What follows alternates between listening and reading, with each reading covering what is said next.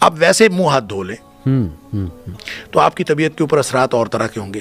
صحیح. اور آپ نیت کے ساتھ وضو کریں تو پھر آپ کے اوپر اثرات اور طرح کے ہوں گے. سبحان اللہ. یعنی وضو کے اندر اور ویسے ہاتھ منہ دھونے کے ہاتھ منہ پاؤں بھی دھو لیں بے شک, نیت وضو کی نہ ہو صحیح تو آپ کے اوپر وہ پاکی کا احساس ہو ہی نہیں سکتا, وہ فیلنگز آ ہی نہیں سکتی جو آپ کو وضو کے بعد آتی ہیں. اور وضو کے بعد آپ کے اندر ایک احساس ہوتا ہے. دیکھیں تیمم کیا ہے؟ تیمم دراصل سمبولک ایک اسی کا سمبولک اظہار ہے جو آپ کو پاکی عطا ہونی تھی تھرو واٹر, پانی کے ذریعے سے, تو پانی نہیں ملا تو اب آپ صرف سمبولیکلی یہ کر کے اس پاکی کے احساس کو حاصل کرتے ہیں. صحیح. اب دیکھیں وہی تیمم غسل کے لیے بھی کافی ہے, وہی تیمم آپ کو کافی ہے آپ کے وضو کے لیے بھی. تو اس کا مطلب یہ ہے کہ اصل میں اس میں آپ اپنے آپ کو پاک کر نہیں رہے, اصل میں آپ اس میں پاکی کا احساس کر رہے ہیں, احساس حاصل کر رہے ہیں. تو اس کا مطلب یہ ہوا کہ یہ ساری چیزیں جو شریعت نے ہمیں بتائی ہیں اس کے اندر یکسوئی کا ایک اپنا معیار ہے, اور اس میں پھر اگر کوئی شخص محسوس کرتا ہے تو وہ اپنے ایمان کی بنیاد پر محسوس کرتا ہے کہ یہ ہوا ہے. جیسے دیکھیں نبی پاک صلی اللہ علیہ وسلم نے ایک دفعہ کوئی واقعہ سنایا اور آپ نے کہا کہ بنی اسرائیل کا کوئی آدمی تھا اور اس نے اپنے بیل کے اوپر سواری کر لی یا بوجھ لاد دیا. تو بیل بولنے لگا اور بیل اپنے مالک سے کہتا ہے کہ میں اس کام کے لیے تو نہیں ہوں, میں تو اس لیے ہوں کہ میرے ساتھ کھیتوں میں ہل چلایا جائے, میں وزن لادنے کے لیے تو نہیں ہوں. تو ابھی نبی پاک صلی اللہ علیہ وسلم نے اتنی بات فرمائی تھی تو محفل میں ایک آدمی بولا, مجلس میں بیٹھا ہوا تھا, اس نے کہا اللہ کے رسول صلی اللہ علیہ وسلم کبھی بیل نے بھی باتیں کی, کبھی بیل بھی بولتا ہے بھلا؟ اب اس کا جواب نبی کریم صلی اللہ علیہ وسلم نے پتہ کیا دیا؟ اب ہمارا انا اومن بہی و ابو بکر و عمر, اس پر میں بھی ایمان رکھتا ہوں, ابو بکر بھی ایمان رکھتا ہے, عمر بھی ایمان رکھتا ہے. یعنی آپ ابو بکر سے پوچھ لو یا عمر سے پوچھ لو. تو ابو بکر اور عمر کوئی عینی گواہ تھوڑے تھے؟ نہیں. اصل میں یہ معاملہ یقین کا اور ایمان کا ہے کہ اب اس میں کوئی لاجک نہیں ہے. یہ اس کا نبی کریم صلی اللہ علیہ وسلم فرما دیا کہ ایسا ہے تو آپ کو یقین ہے کہ ایسا ہوا ہے. تاریخ میں ایک بھی واقعہ رپورٹ نہ ہوا ہو کہ کبھی کسی بیل نے باتیں کی تھیں.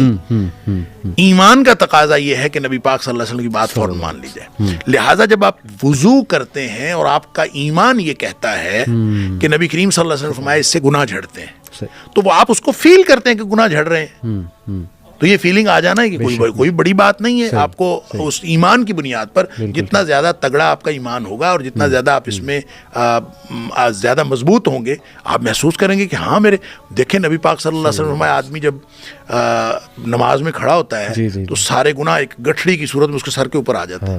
بالکل صحیح. اور جب وہ رکوع جاتا ہے تو گر جاتے ہیں, سجدہ جاتا ہے تو بالکل ہی سارے گر جاتے ہیں. اب یہ اندازہ کریں یہ ایک فیلنگ ہے, اور اگر آپ اس فیلنگ کو اپنے تفکر کا حصہ بنا لیں تو پھر جب آپ نماز پڑھیں گے سبحان اللہ تو آپ وہ گٹھڑی گرتی ہوئی محسوس نہیں کریں گے, آپ کو محسوس ہوگا کہ گٹھڑی گر گئی. تو یہ تو اصل میں ایمان کے ساتھ تعلق رکھنے والی فیلنگز ہیں. بالکل ٹھیک. میں یہ مانتا ہوں شیخ کہ یہ جو آج کل یہ ریسرچ ہو رہی ہے انرجی کی, اینیمل میگنیٹزم کہہ دیں اسے یا جو بھی کہہ دیں, میں تو بہت زیادہ یہ بلیف رکھتا ہوں کہ اسلام کی جتنی بھی پریکٹسز ہیں الحمدللہ کامل ہیں اور کمپلیٹ پیکیج اسلام نے ہمیں دیا ہے. جیسے آپ نے اذکار کا ذکر کیا, آپ نے برکت کے کنسیپٹ کا ذکر کیا ماشاءاللہ.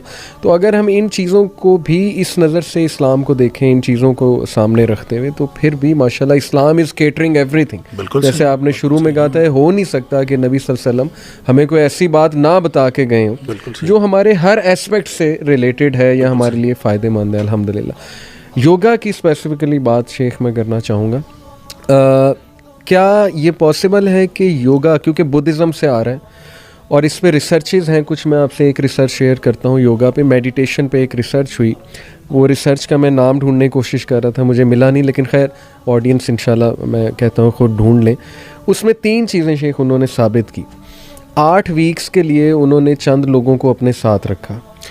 ایک گروپ کو کہا کہ تم میڈیٹیشن کرو گے, یوگا کرو گے. ایک گروپ کو کہا کہ تم جس طرح گزارے ہو زندگی بس اسی طرح گزارو. 8 ویکس بعد ان لوگوں نے وہ گروپ اے جس نے میڈیٹیشن کی تھی اور گروپ بی ان کا MRI اسکین کیا. وہاں سے انہوں نے پتہ لگایا کہ ہمارے برین میں ایک ایریا ہوتا ہے ڈیفالٹ موڈ نیٹ ورک, وہ ایریا ایکٹیویٹ ہوتا ہے جب ہم کچھ بھی نہیں کر رہے, فارغ بیٹھے ہوئے, اور وہ اوور تھنکنگ کے لیے رسپانسبل ہے وہ ایریا. انہوں نے دیکھا کہ وہ لوگ جنہوں نے میڈیٹیشن یوگا کیا ہوا تھا 8 ویکس کے لیے, ان کا وہ ایریا کافی لیس ایکٹیو تھا, کنٹرولڈ تھا. یعنی انڈائریکٹلی وہ یہ کہنا چاہ رہے ہیں کہ ان کی اوور تھنکنگ ختم ہو گئی یا ایکٹیویٹ نہیں تھی, تو وہ سکون میں تھے. دوسرے جو تھے ان کا وہ ایریا وہ کلر سے نظر آتا ہے, بلو یا ریڈ ایکٹیویٹی کا ایریا, تو وہ دیکھا کہ وہ بہت زیادہ ایکٹیو ہے. تو پہلی چیز انہوں نے اس ریسرچ سے یہ ثابت کی جی کہ یوگا جو ہے وہ آپ کی اوور تھنکنگ اور نیگیٹیوٹی ختم کرتا ہے. دوسرا انہوں نے پازیٹیو ایموشنس پہ ایک ریسرچ کی کہ وہ گروپ جنہوں نے یوگا کیا تھا وہ زیادہ خوش تھے, ہیپی تھے, شکر گزار تھے, گریٹفل تھے, ان کے الفاظ بڑے پازیٹیو تھے. سیم سوالات دوسرے گروپ سے پوچھے, وہ نہیں, ان کی زبان پہ شکایت تھی اور نیگیٹیو ایموشنس تھے. تیسری چیز جو شیخ انہوں نے دریافت کی کہ وہ لوگ جنہوں نے یوگا کیا ہے, میڈیٹیشن کی, ان کا گرے میٹر زیادہ ہے برین میں. گرے میٹر جو ہے وہ ہمارے آپ کہہ لیں فلوئڈ ہے برین میں. اس کا زیادہ ہونے کا مطلب یہ ہوتا ہے کہ ہمارے الیکٹریکل سگنلز جو نیورونز آپس میں ایکسچینج کر رہے ہیں وہ بڑے ایفیشینٹ ہیں. اس سے آپ کی ڈیسیجن میکنگ امپروو ہوگی, انالیٹیکل ایبیلٹی امپروو ہوگی, فوکس امپروو ہوگا. تو یہ تیسری چیز ثابت کی کہ دیکھیں جی اس سے گرے میٹر انکریز ہوتا ہے. اب یہ تو شیخ انہوں نے یوگا پہ کی. میں اکثر کہتا ہوں کہ ابھی تو وہ کوئی عام سا ہمارا آدمی اٹھا لیں جو ماشاءاللہ تہجد پڑھ رہا ہے, نمازیں پڑھ رہا ہے, اس کا MRI اسکین کر کے دیکھ لیں جو صحیح میں پڑھ رہا ہے, تو پتہ نہیں وہ کیا کیا چیزیں انہیں نظر آ جائیں. لیکن یوگا کے فائدے تو ثابت شیخ اس سے ہو رہے ہیں, اور بہت زیادہ ورلڈ وائڈ پریکٹس بھی ہوتا ہے یہ. لیکن میں نے کچھ اسکالرس کو کہتے سنا ہے بالکل حرام ہے, اس میں شرک انوالوڈ ہے, یا اس میں سن کی ورشپ انوالوڈ ہے, یا اس میں پینتھیزم انوالوڈ ہے, وغیرہ وغیرہ. تو آپ کیا سمجھتے ہیں اس بارے میں؟ دیکھیں, اپنے اوریجن کے اعتبار سے یوگا جہاں سے آیا ہے, آپ اب اس کی ہسٹری دیکھیں جی, تو اس ایک بالکل ریلیجس ٹریڈیشن سے آیا ہے. جی جی. تو جب ریلیجس ٹریڈیشن سے آیا ہے تو ہم کیسے کہہ سکتے ہیں کہ وہ صرف ایک جسمانی ورزش ہے؟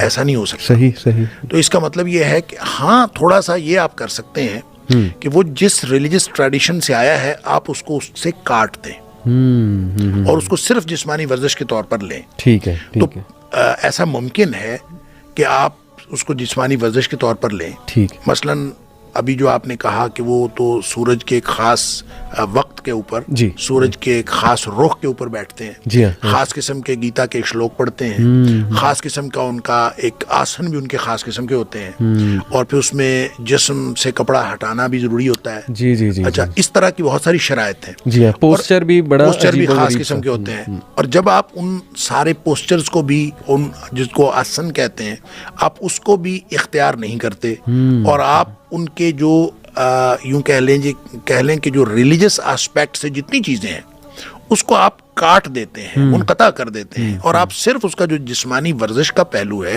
اس کو لے لیتے ہیں. تو اس لیے بعض علماء کہتے ہیں کہ یہ پھر جائز ہے, اس کے جواز کا فتویٰ نکل آتا ہے کہ صرف اس کو آپ جسمانی ورزش کے طور پر لیں.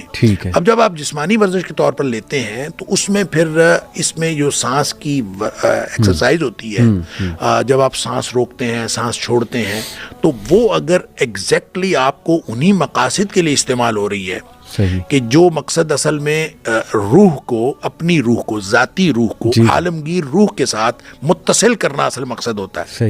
اور جو بنیادی طور پر آپ کہہ لیجئے کہ یہ ہندوازم, بدھ مت جو ہے وہ بھی ہندو مت سے نکلا ہوا ہے, تو یہ ہندو دھرم جو ہے یہ اپنے آپ کو اس طریقے سے وہ ایک عالمگیر مذہب قرار دلوانے کے چکر میں ہے کہ لوگ آہستہ آہستہ اس کے اوپر, میں نے ایک آرٹیکل پڑھا کہ اس کے اندر یہ تک لکھا ہوا تھا اور پوری ڈیٹیلز دی ہوئی تھی کہ مثلاً RSS جو ہے, جو بہت ہی ایک ہارڈ کور اور ایکسٹریم جو ان کی جماعت ہے ہندوتوا کی, وہ بھی یہ کہتے ہیں کہ ہندو مذہب نہیں ہے, ہندو دھرم مذہب نہیں ہے, بلکہ وہ کہتے ہیں کہ یہ ایک تہذیب و تمدن ہے.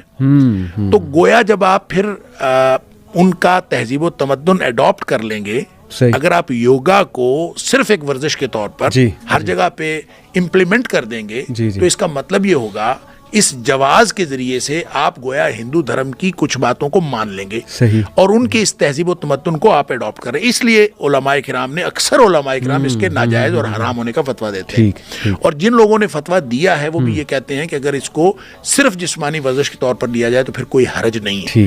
تو سوال اصل میں اس میں یہ ہے کہ کیا صرف جسمانی ورزش کے طور پر لے کر ان روحانی مراقبوں سے اور اس میڈیٹیشن سے اس کو الگ کیا جا سکتا ہے؟ از اٹ پاسبل اور ناٹ؟ تو اگر یہ پاسبل ہے, یہ تو یوگا والے ہی کر سکتے ہیں, میں تو اس کے بارے میں کوئی اس کی تفصیلات جانتا نہیں ہوں.